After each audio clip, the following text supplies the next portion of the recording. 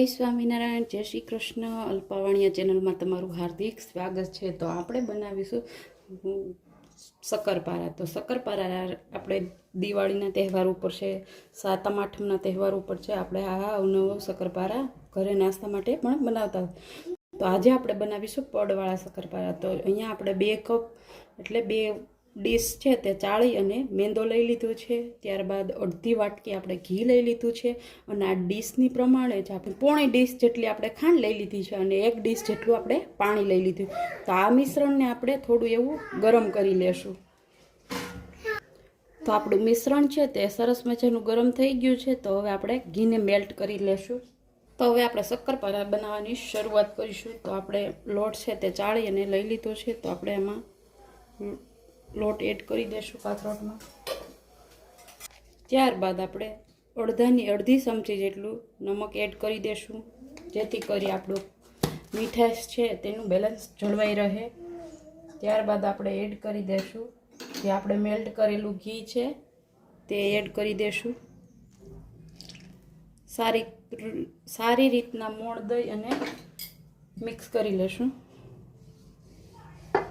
તમે જોઈ શકો છો કે આપણું ઘીનું મોણ છે તે આ રીતનું આપણે દેવાનું છે, મુઠ્ઠી વળે એ રીતના। તો આપણે જો સરસ મજાની મુઠ્ઠી વળી અને ભાંગે છે। તો હવે આપણું મિશ્રણ પાણીનું અને ખાંડનું છે તે ગરમ થઈ ગયું હોય તો આપણે ધીમે ધીમે કરી અને સરસ મજાનો નહીં કઠણ નહીં ઢીલો એવો લોટ બાંધી લેશું। તો આપણે બહુ લોટને મસળવાનો નથી, નકર આપણા લોટમાં જે શક્કરપારામાં પડ પડે છે તે પડ બનશે નહીં, એ માટેથી આપણે એમને જ ડાયરેક્ટ આપણે લોટ બાંધી લેવાનો છે। જો બહુ મસળશું તો આપણું પડ છે તે બને નહીં, એ માટેથી આપણે બહુ મસળવાનો નથી અને આ રીતના આપણે લોટ બાંધી લેવાનો છે।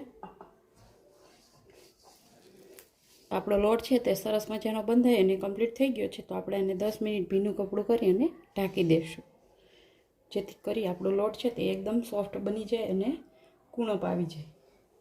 આપણા લોટને 10 મિનિટ થઈ ગઈ છે। તો હવે આપણે જોઈ લઈશું। તો તમે જોઈ શકો છો કે આપણા આ રીતના લોટ છે તે બંધાઈને કમ્પ્લીટ થઈ ગયો છે। તો હવે આપણે આને સરસ મજાનો થોડો એવો દસ્તા વડે ટીપી લેશું।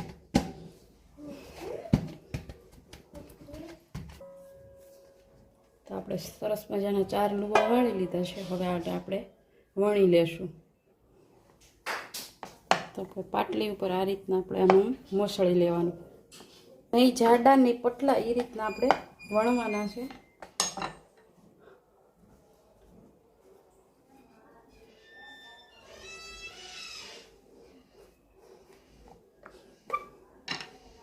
સરસ મજાની રોટલી વણી, રોટલી નથી મતલબ ભાખરી છે એ ટાઈપનું વણી અને તૈયાર કરી લીધું છે। હવે આપણે આમાં કાપા પાડી લેશું।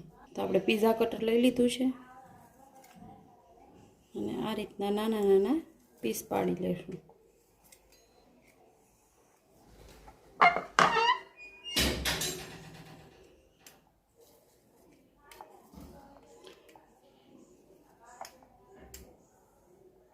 તો આપણે આ રીતના બધા શક્કરપારા છે તે વણી અને તૈયાર કરી લઈએ।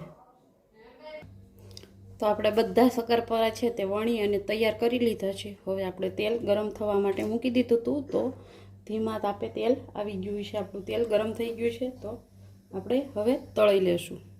તો આપણું તેલ છે તે સરસ મજાનું ગરમ થઈ ગયું છે। તો હવે આપણે આમાં શક્કરપારા એડ કરી દઈશું અને ધીમા મીડિયમ ફ્લો પર આપણે શક્કરપારાને ચોળવીશું, જેથી કરી આપણા શક્કરપારા છે અંદર પણ એકદમ કાચા ન લાગે અને એકદમ સરસ મજાના શેકાઈ જાય।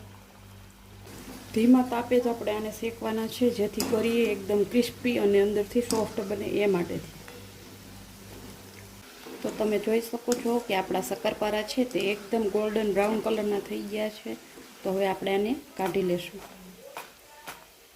તો આપણા શક્કરપારા છે તે બની અને કમ્પ્લીટ થઈ ગયા છે। તો હવે આપણે આને અલગ કાઢી લેશું।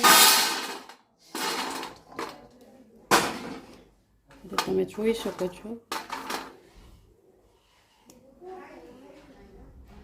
આ રીતના આપણા શક્કરપારા છે તે પડવાળા બન્યા છે। તો તમને આ શક્કરપારાની રેસીપી છે તે કેવી લાગી છે તો કોમેન્ટ બોક્સમાં જરૂરથી કહેજો અને ફરી મળીશું એક નવી રેસીપી સાથે. ત્યાં સુધી આવજો. Bye bye. જય સ્વામિનારાયણ. જય શ્રી કૃષ્ણ.